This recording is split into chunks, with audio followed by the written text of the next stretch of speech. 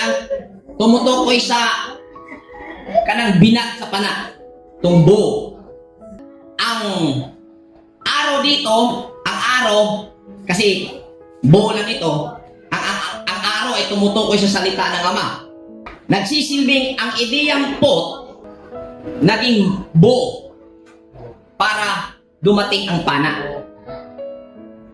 At ang pana na mention sa Psalms 91 na darating siya kahit sa tanghaling tapat. Kung agresibo ang tao na hindi aware, mismong kilos niya ang tumatawag sa mga pana, sa mga palaso na darating sa buhay niya. Kilos kang agresibo na hindi aware, ang kilos mo na ang naging buo para dumating ang pana sa buhay mo at ikaw ay tutusukin.